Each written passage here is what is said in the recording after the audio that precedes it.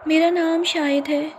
हमारे गांव से थोड़ा ही दूर एक पुराना घर बना हुआ था और इस पुराने घर के बारे में हमेशा से अफवाहें आती रहती थी, लेकिन कभी भी किसी ने तफ्तीश करने की हिम्मत नहीं की। मैं काफ़ी अरसे से अपने दोस्तों के साथ उस घर में जाकर तफ्तीश करने का सोच रहा था। मैं जानना चाहता था कि आखिर वो घर आसेब ज़दा है भी कि नहीं। मैंने और मेरे 5 और दोस्तों ने वहाँ पर जाके रात गुजारने का फ़ैसला किया, क्योंकि बज़ाहिर हम सारे दोस्त बहुत बहादुर थे। यानी जब तक हम नौजवानों के एक ग्रुप ने अंदर रात गुजारने का फ़ैसला नहीं किया था, हमारा ख्याल था कि यहाँ रात गुजारने का ये एक तफरीही तरीका होगा। और वहाँ पर एक रात गुजारने का तजुर्बा करने के बाद हम इर्द गिर्द के लोगों को ये बताना चाहते थे कि ये घर आसेब ज़दा नहीं है। लेकिन वहाँ जाते ही हमें खौफनाक हैरत में मुब्तला थे। घर में दाखिल होते ही हमें अपनी रीढ़ की हड्डी में सर्दी की लहर दौड़ती महसूस हुई। हम जब उस घर के अंदर दाखिल हुए तो आगे बरामदा था। बरामदे से आगे 4 कमरे बने हुए थे। हमने बारी बारी उन चारों कमरों को देखने का फैसला किया। रात के तकरीबन 9 बज रहे थे जब उस घर में हम दाखिल हुए। खाने पीने का कुछ सामान हम वहाँ पर अपने साथ लेकर गए थे। हमने वहाँ पर सारी रात गुजारनी थी और जागते रहना था, इसलिए हमने अपने साथ खाने पीने का सामान रख लिया था और हमारे पास टॉर्च वगैरह भी थी।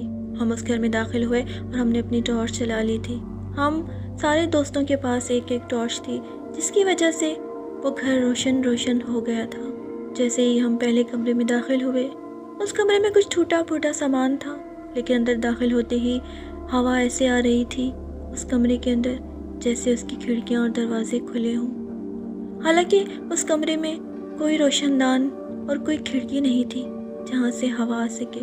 अब हम थोड़ा थोड़ा सा खौफज़दा होने लगे थे, लेकिन हमने हिम्मत नहीं हारी। हम दूसरे कमरे में गए और फिर तीसरे कमरे में।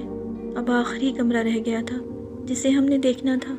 जब हम आखिरी कमरे में दाखिल हुए तो उस कमरे में भी हमें कुछ टूटा फूटा पुराना सामान नज़र आया, लेकिन उस कमरे में दाखिल होते ही हमें अजीब सी सरगोशी सुनाई दी थी, जैसे कोई कुछ कह रहा हो, और फिर हल्की हल्की दबी दबी सी हंसी की आवाज़ आई।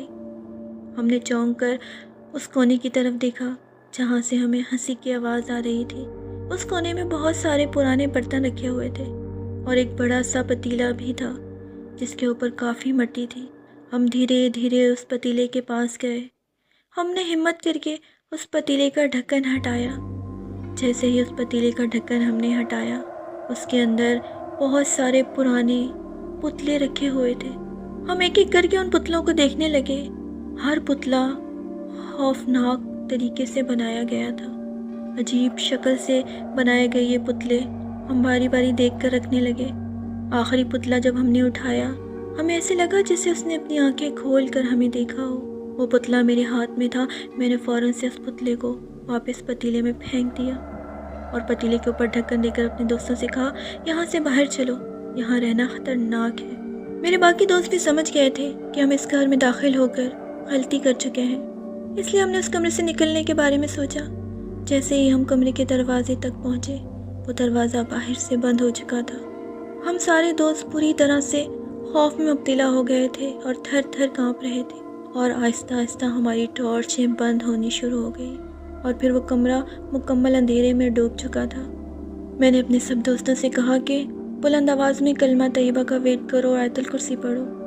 हम सब दोस्त बुलंद आवाज़ में आयतुल कुर्सी पढ़ने लगे और हम दरवाजे के पास बैठकर दरवाज़ा खुलने का इंतज़ार करने लगे। सारी रात हमने आयतुल कुर्सी पढ़कर और कलमा तैयबा का वेट करते हुए गुजारी और हम सब सुबह होने की दुआ कर रहे थे।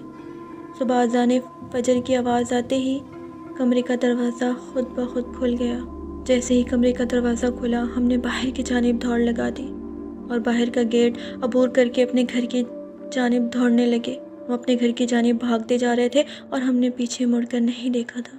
हम उस आसेब ज़दा घर से बाहर निकल गए थे। ये तजर्बा नहायत खौफनाक था। इस तजर्बे के बाद हम दोस्त जब इकट्ठे हुए तो इस बारे में बात करने से भी हमें खौफ आता था, और अब हम जान चुके थे कि वो पुराना घर यकीनन आसेबी ही था, और फिर कभी हमने उस घर की जानिब जाने की कोशिश नहीं की। जाना तो दूर की बात, हमने फिर कभी उस घर की तरफ देखा भी नहीं।